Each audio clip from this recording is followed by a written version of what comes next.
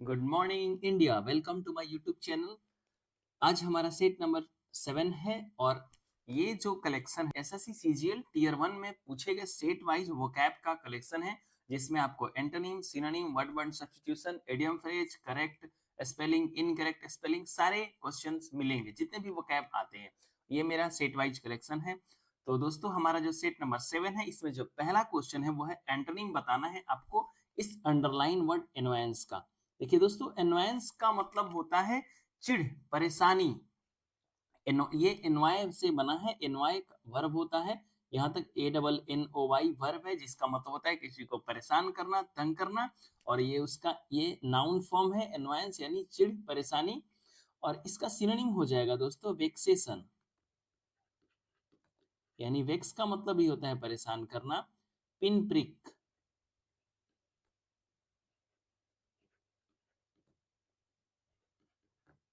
Irritation, ये इसके synonym हो जाएंगे। पर हमसे एंटोनिम पूछा गया है, तो दोस्तों हम बारी बारी से सारे ऑप्शन देखेंगे। जो पहला ऑप्शन है ससेप्टिबिलिटी। ससेप्टिबिलिटी का मतलब सेम होता है जो वल्नरेबिलिटी का मतलब होता है।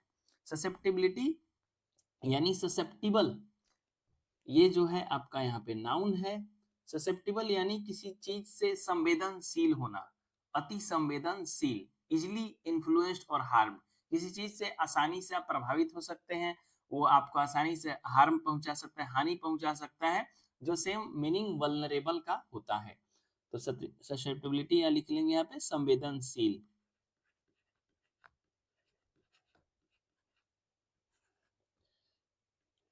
या आप सेंसिटिविटी या सेंसिबिलिटी, ये इसके सिनोनिम है। जो दूसरा ऑप्शन है एब्सर्डिटी। देखिए एब्सर्ड होता है ABSURD, एब्सर्ड का मतलब होता है मूर्ख, ये एडजेक्टिव है। और ये यहाँ पे एब्सर्डिटी नाउन है, यानी मूर्खता।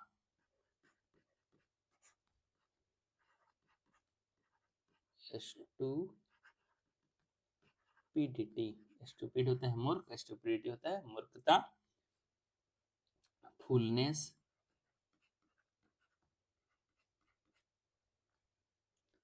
सिलीनेस, ये इसके सिनोनिम हो जाएंगे। जो तीसरा ऑप्शन है ग्नोर। देखिए ग्नो का मतलब होता है, ये वर्ब है GNAW, ग्नो वर्ब, जिसका मतलब होता है कुतरना, छोटे छोटे टुकड़ों में काटना। तो चूहा जो होता है, रैट जो होता है, वो कुतरने का काम करता है। तो ऐसा कोई जानवर जो कुतरने का काम करता हो, ग्नोर ईयर लग, यानी कुतरने वाला।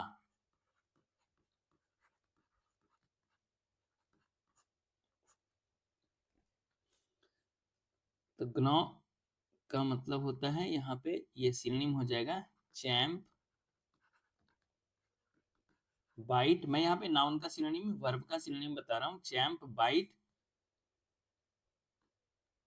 क्लिम्प, सॉरी क्लिप। जो लास्ट ऑप्शन है डी, सेरेनिटी। सेरेनिटी मतलब होता है शांति, हार्मनी। तो यहाँ पे चिड़चिड़ापन, इरिटेशन का एंटरिंग हो जाएगा ऑप्शन नंबर डी, सेरेनिटी, यानी पीस, कंपोजर।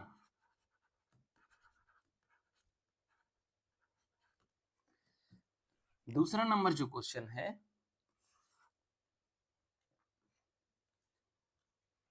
इसमें आपको ये जो अंडरलाइन वर्ड है, ग्रुप ऑफ वर्ड, इसका वन वर्ड सब्स्टिट्यूशन बताना है। राउंड द ईयर यानी सालों साल, हर साल जो चीज चले पूरे साल भर के लिए, तो उसको हम क्या बोलते हैं आपको बताना है। तो हम सारे ऑप्शन बारी बारी से देखेंगे, है ना। जो पहला ऑप्शन है आपका बाई इनियल। बाई इनियल का मतलब होता है ऐसा कोई घटना, इवेंट, जो हर 2 साल में एक बार हो, यानी हर दूसरे साल हो, हर अल्टरनेट ईयर हो। तो taking place every other year, दूसरे साल होने वाला घटना, 2 साल में एक बार।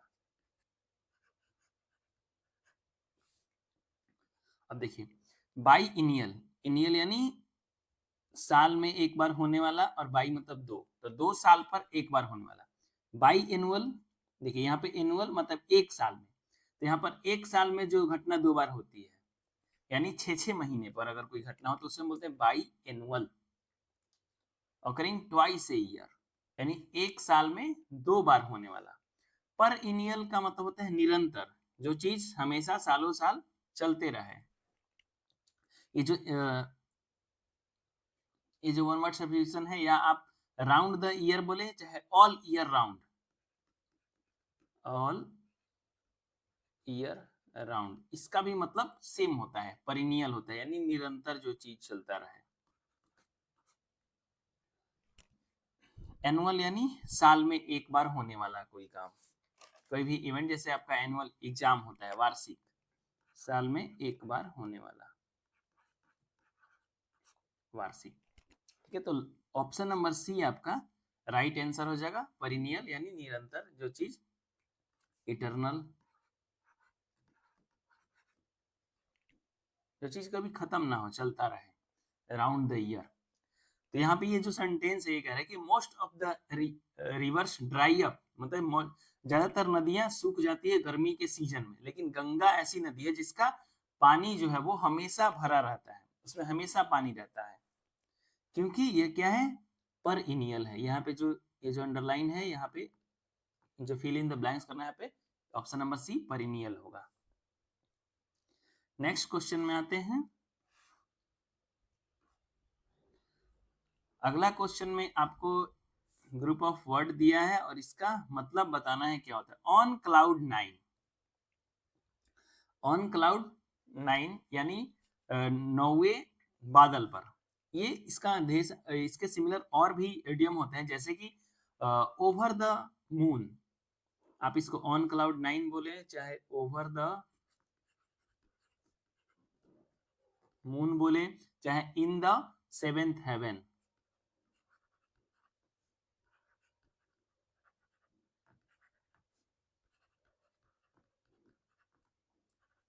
सातवें आसमान में बोले चाहे चंद्रमा पर बोले और चाहे 9वें बादल पर बोले, तो इसका मतलब होता है बहुत ज्यादा खुश होना, बीइंग वेरी डिलाइट।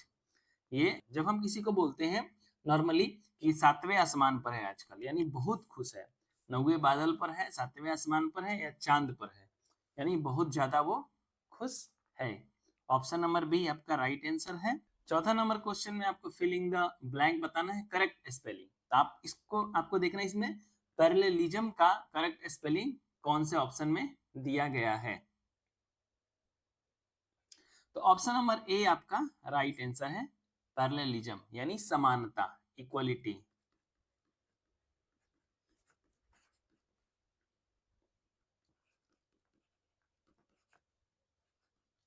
या सिमिलरिटी,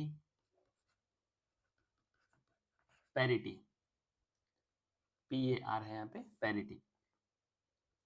ये पैरेलल से बना है, पैरेलल से पैरेललिज्म, यानी ये एक बिलीफ हो जाएगा, एक अवधारणा हो जाएगा। मैंने पहले आपको बताया जहाँ पे भी ISM आता है तो एक बिलीफ होता है, अवधारणा होता है, जहाँ पे IST आता है वो कोई पर्सन होता है, जैसे डेंटिस्ट हो गया।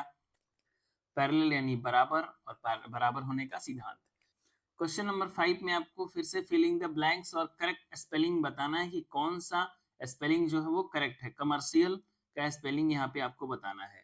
तो ऑप्शन नंबर जो डी है वो आपका राइट स्पेलिंग है, कमर्शियल। कमर्स यानी व्यवसाय और व्यवसायिक,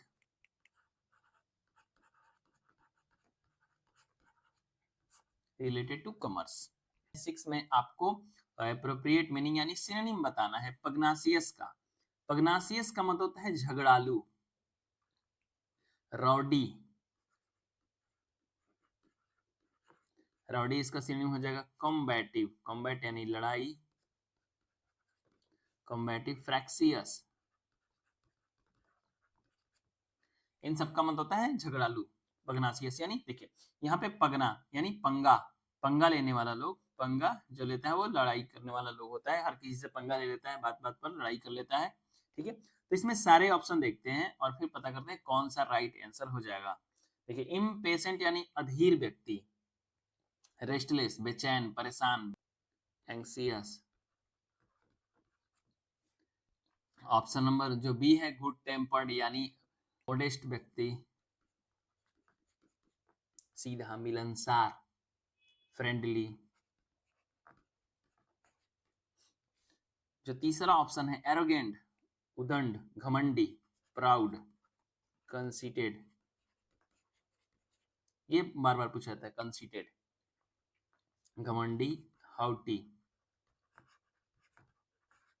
जो लास्ट ऑप्शन है आपका वास्पिस, वास्पिस मतलब होता है झगड़ालू, लड़ाई झगड़ा करने वाला। तो ये आपका राइट आंसर हो जाएगा ऑप्शन नंबर डी। देखिए यहाँ पे पीस दिख रहा है आपको, दांत पीस पीस कर लड़ाई करने वाला आदमी, वास्पिस, झगड़ालू, पगनासियस। जो 7 नंबर क्वेश्चन है इसमें आपको सिनोनिम बताना है कंडोन का। कंडोन का मतलब होता है क्षमा करना, माफ करना, पार्डन। तो राइट आंसर हो जाएगा ऑप्शन नंबर सी, पार्डन यानी माफ करना। बाकी के सारे ऑप्शन देखते हैं। पहला ऑप्शन है सॉलिट्यूड, सॉलिट्यूड यानी एकांत में रहना, सेक्लूजन, लोनलीनेस, अकेले जो रहता है, डिसोलेशन,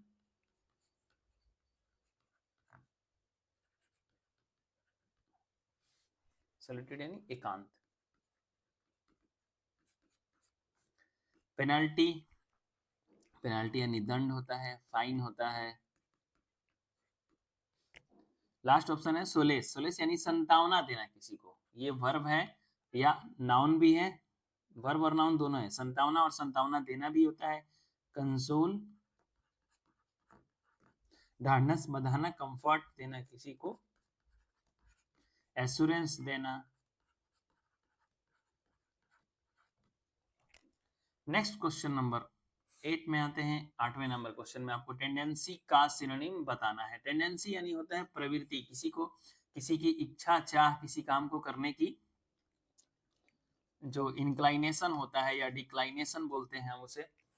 प्रोपेंसिटी और पेंचांट, है ना। ये होता है टेंडेंसी, पेंचांट, प्रोपेंसिटी और इंक्लाइनेशन। इंक्लाइन का मतलब होता है झुकना, टेढ़ा होना, उसी बना इंक्लाइनेशन। पेंचांट यानी पेन, कलम, कलम को चाटने की उसकी प्रवृत्ति है। प्रोपेंसिटी, पूरा पेन चाट गया सीटी में बैठ करके, ऐसे याद कर सकते हैं आप लिंक करके। जो पहला ऑप्शन है वो है आपका डिस्टेस्ट यानी घृणा, एवर्सन किसी चीज को नापसंद करना, डिसलाइक,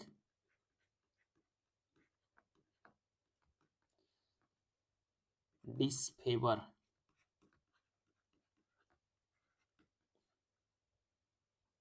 डिसगस्ट, और एक है आपका एवर्सन, एवर्सन। ये सारे डिस्टेस्ट के सिनोनिम है, जिसका मतलब है किसी चीज से घृणा, नापसंद, डिसलाइक। डिकोय का मतलब होता है प्रलोभन, ट्रैप, बेट, टेम्पटेशन, लुभाना, किसी को जाल में फंसाना,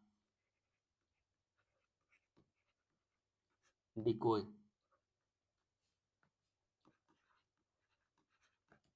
ट्रैप, बेट, बेट यानी चारा होता है, टेम्पटेशन,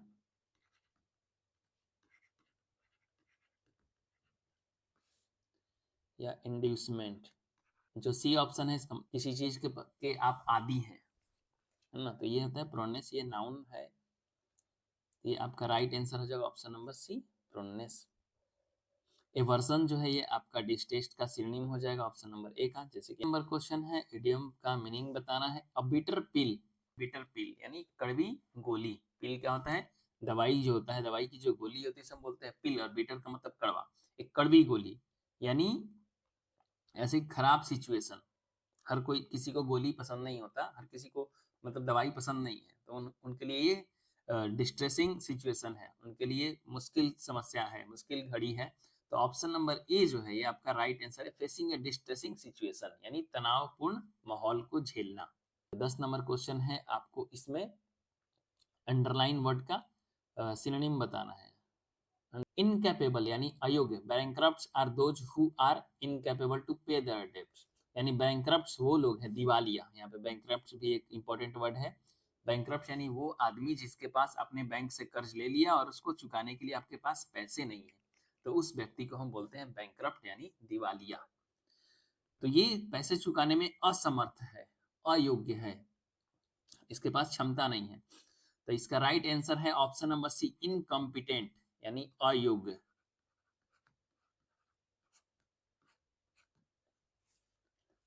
इनकैपेबल, और भी इसके सिनोनिम हम लिख लेते हैं, अनेप्ट। देखिए एक वर्ड था एप्ट, एप्ट मतलब योग्य होना, कुशल होना, और उसका ही अन लग गया आगे, उसके आगे प्रीफिक्स आ गया, तो जो कि उसका अपोजिट बन गया अनेबल। एबल का भी मतलब होता है योग्य, उसके पहले अन आ गया, अनफिट। ठीक है, ये सारे इसके सिनोनिम है। बाकी के सारे ऑप्शन देखते हैं। कैपेबल पहला ऑप्शन यानी योग्य है, इसका सिनोनिम हो जाएगा एप्ट हो जाएगा, एबल हो जाएगा, फिट हो जाएगा, कॉम्पिटेंट हो जाएगा। दूसरा ऑप्शन है पावरफुल, पावरफुल यानी स्ट्रॉन्ग, शक्तिशाली, ये तो ठीक है। मेगर मतलब कम, किसी चीज का स्मॉल अमाउंट में होना, small amount, little, scent, insufficient, ये इसके सिनोनिम हो जाएंगे। मेगर यानी कम, थोड़ी सी मात्रा में होना। 11 नंबर क्वेश्चन में आपको एंटोनिम बताना है डॉगमेटिक वर्ड का। डॉगमेटिक यानी हठधर्मी, कट्टर आदमी होता है, अपने मत को लेकर, अपने ओपिनियन के प्रति कट्टर है। इसके सिनोनिम है फैनेटिक, बाइगॉटेड और इनविटरेट। ठीक है, ये बना है डॉगमा से, DOGMA। डॉगमा का मतलब होता है सिद्धांत, बिलीफ, ओपिनियन।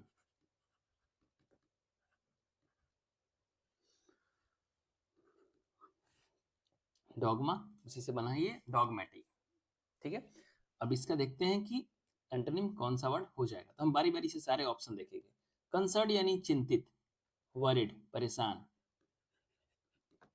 या संबंधित भी होता है, कंसर्न पर्सन। एंक्सियस,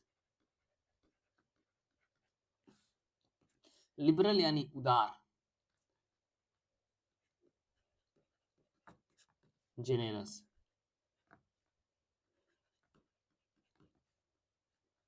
lenient,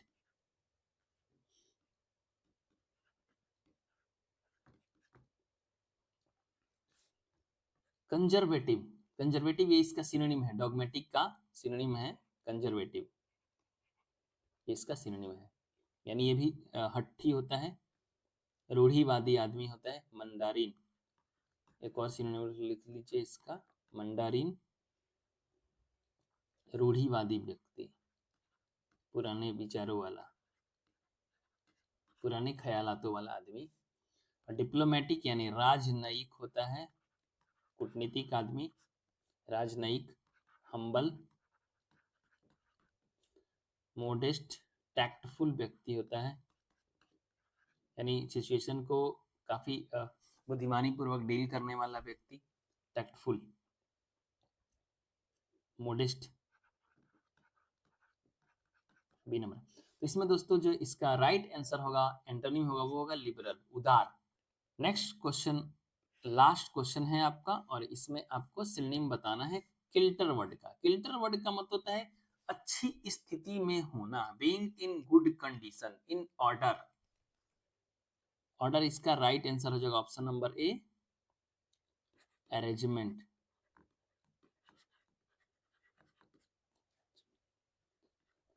अच्छी स्थिति में होना, सिस्टम यानी ऑर्डर में होना। बी ऑप्शन है डिसरिपेयर, यानी खस्ता हालत, रप्चर, खराब स्थिति में होना, यानी किसी चीज का रिपेयर नहीं हुआ है तो वो खराब हो जाएगा, डिसरिपेयर, रप्चर। जारिंग, फटे हाल में होना। सी अनार्की, अराजकता, अनार्की, अनार्किज्म, अनार्किस्ट। देखिए अनार्की का मतलब होता है जहां पे सरकार ना हो, there is no form of a government, anarchy. और अनार्किस्ट वो पर्सन होता है, अराजकतावादी, जो बिलीफ करता है सरकार में, जो बिलीफ नहीं करता है, यानी सरकार नहीं होना चाहिए, किसी भी देश को चलाने के लिए सरकार की जरूरत नहीं है, उसको हम बोलते हैं अनार्किस्ट, अराजकतावादी। अनार्किज्म यानी सरकार ना होने का, नहीं होना एक का जो बिलीफ है, जो विश्वास है कि सरकार नहीं होनी चाहिए, उसको बोलते हैं अनार्किज्म। आइए आईएसएम यहाँ पे लग जाएगा अगर एसटी की जगह, ठीक है। अराजकता, चॉइस मतलब अव्यवस्था की स्थिति, डिसऑर्डर, जब सरकार नहीं रहेगी तो चीजें अपने मनमानी ढंग से जैसे तैसे चलेंगी, डिसऑर्डर, क्लटर। लास्ट ऑप्शन है सेम्बेलेंस। सेम्बलेंस का मतलब है स्टेट ऑफ डिसऑर्डर, इसका ही मतलब सेम है, ये भी अनार्की का सिनोनिम है। मिलते हैं अपने नेक्स्ट वीडियो में, और इस सॉल्यूशन का जो पीडीएफ है वो आपको वीडियो के डिस्क्रिप्शन में लिंक दे दूंगा, आप वहां से इसको एक बार फिर से रिवाइज करेंगे दोस्तों। जैसे कि अभी हम एक वर्ड पढ़ते हैं, उसके साथ 3-4 सिनोनिम्स का हम जिक्र करते हैं, तो वो चीजें आपको रिमाइंड होती है, फिर हमारा सेट आएगा तो उसमें भी सारी चीजें रिवाइज होती है। इस तरीके से आपका रिवाइज होता रहेगा, और आपको मॉक टेस्ट डेली लगाना चाहिए, और खास करके प्रीवियस पेपर का लगाना चाहिए, उसका सोल्यूशन डेली एनालिसिस अच्छे से करना चाहिए। जो क्वेश्चन नहीं आता है उसको आपको फिर से दोबारा बनाना है, ताकि वो आपको रिवाइज हो जाए। रिवीजन जो है वो सबसे मस्ट पार्ट है आपका एग्जाम के प्रिपरेशन का। ठीक है, तो मिलते हैं अपने कल नेक्स्ट वीडियो में।